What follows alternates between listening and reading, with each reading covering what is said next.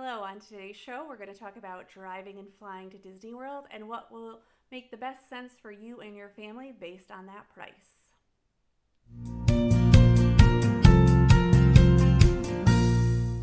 Hello, I am Lauren Williams and I am your host today on the Magical Travel Adventure YouTube channel. On today's show, we are going to focus on driving or flying to Disney World and what makes the most sense money-wise. Now, I am a travel agent or a travel advisor, whichever you want to call me. It doesn't matter to me. If you use me, that's the best part that you can do. So I specialize in Disney World, Universal, Disneyland, Disney cruising, any kind of cruising really, and all-inclusive resorts. So if you want to use me, all my information is below. You could check that out. What I do want to talk about today, though, is driving or flying to Disney World. Now, I have done both many times. I have done driving on my own, just me and my dog, and I have driven with my husband before, and I've driven with my son. We have also, my husband and I have flown, my son has not yet. But so I have a lot of experience. I love doing road trips, but I also love flying. There's, pros and cons to both. I'm going to talk a lot about the money cost, and then at the end, I'm going to talk about those intangibles, those things that, change our mind, that money isn't the only reason that we make decisions. So let's talk about it. I made these decisions based on where I live, and I do two different comparisons. I do a comparison between driving and flying from where I live in Hartford, Connecticut, and then I do it based on in Chicago driving to Disney World. And I do these two comparisons because the airports and the airport abilities or availabilities are very different. So it kind of shows you from a small airport to a larger metropolis area what kind of airfare is available. Spoiler alert, Chicago has a much better price comparison than it does from Hartford. But it's just good to see the price comparisons that I've done. So let's look at some of them. So if we look at what it is to drive, I decided that I was going to drive for 2 days from Hartford to Disney World. I was going to stay in Rocky Mount, North Carolina, which is about 1,200 miles. Flying, when I talk about flying, we're going to fly from Hartford, which is Bradley International Airport, to Orlando International Airport. And I just picked a week in August 2021 with Southwest, no extra charges. So, talking just about driving. When we talk about driving, the only thing that really matters is that you have a car and that you can pay for the gas for that car. So I calculated it all out here. I'm not going to explain how to calculate out your gas mileage, but this is the steps that I took so that I could figure out what my gas mileage was. And I think it's important that I tell you two things, that I based it on that it's $3.15 a gallon of gas at the time. Gas is fluctuating a great deal right now, so it's impossible for me to pick. I picked on the higher end of the time that I started this video.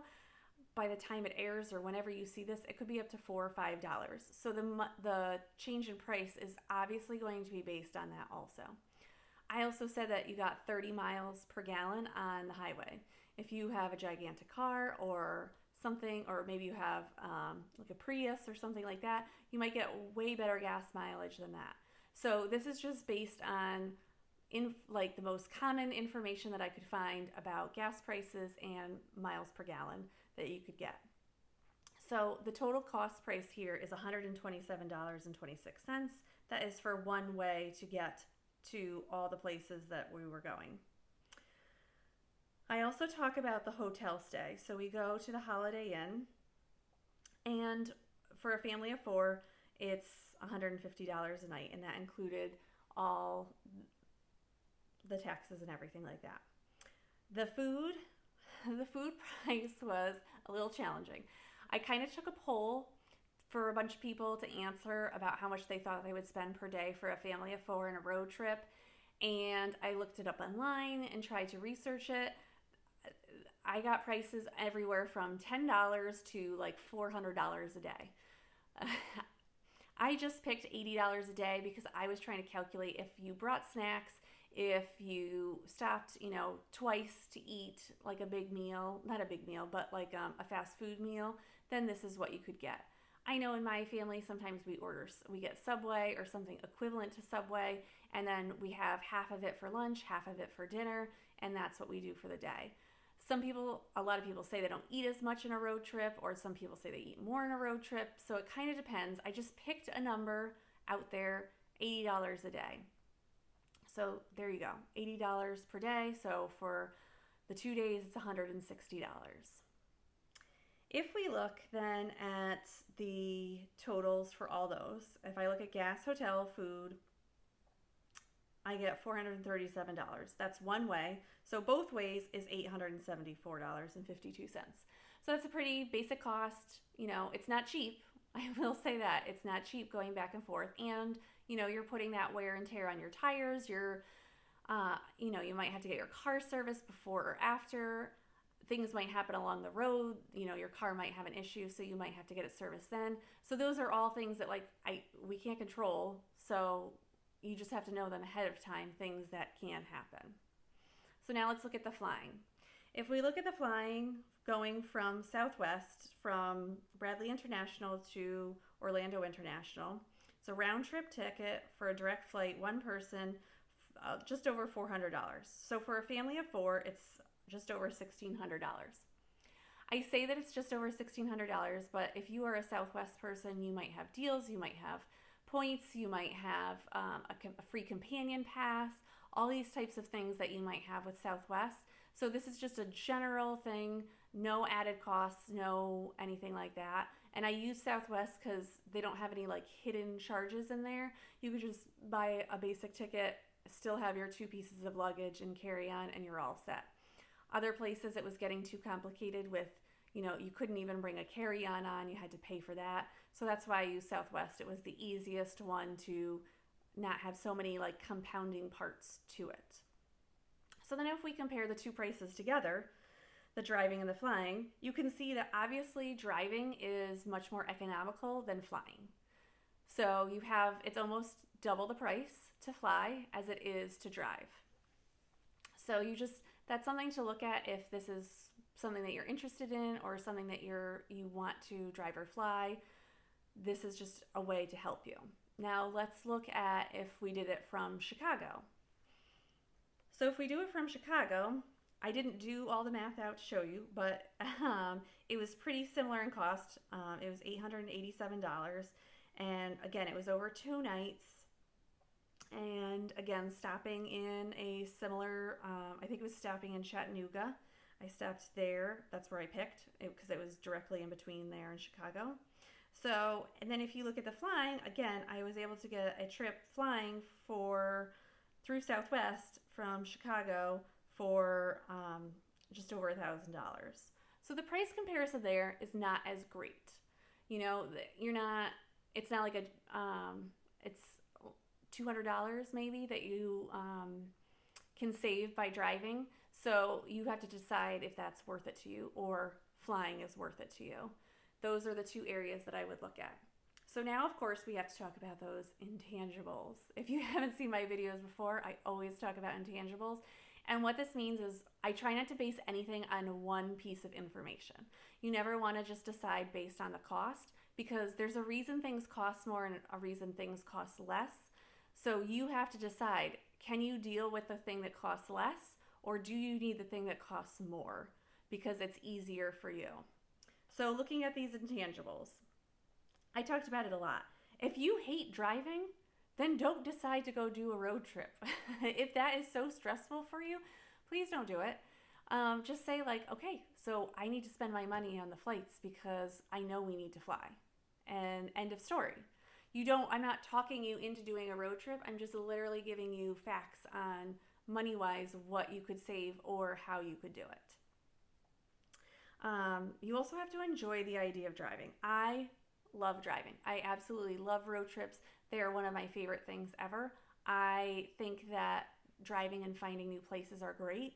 The last time my husband and I drove, we didn't drive on 95. We drove interior and we got to go into Tennessee and Kentucky and it was amazing. We got to stay in Berea, Kentucky, which was like gorgeous, and it was just like a new place for us to go, and it was just very exciting, and everyone was very welcoming in there and wanted to talk to us. So it was just such a great place to be and visit, and I never would have gone there if I was flying. So you have to decide if you're that adventurous type of person that likes to find new places, or do you just like to get there and be done with it?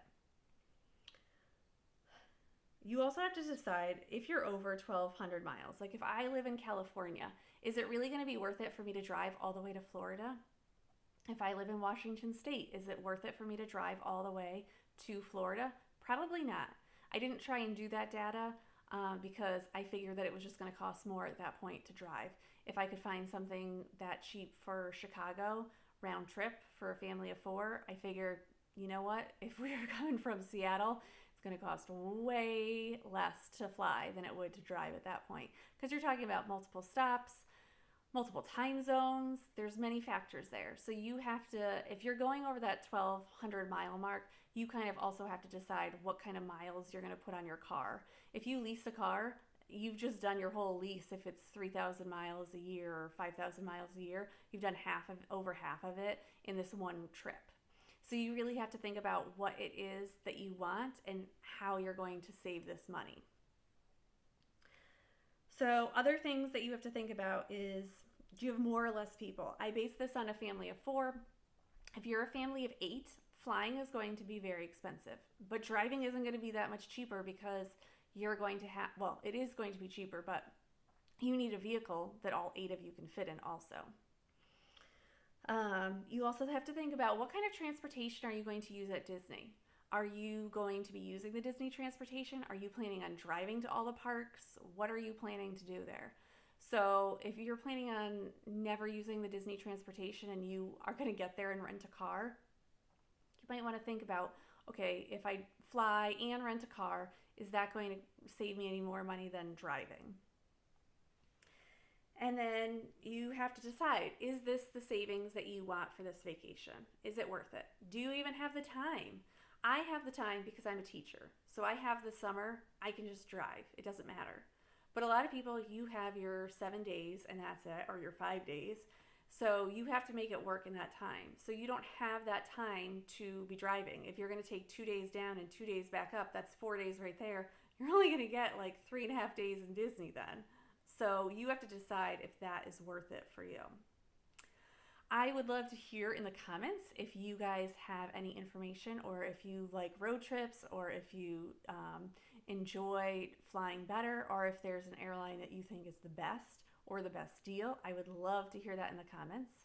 And I hope that all my information is below. If you would like to use me as a travel agent, it is a free service. And I hope to continue the conversation with you guys. Bye.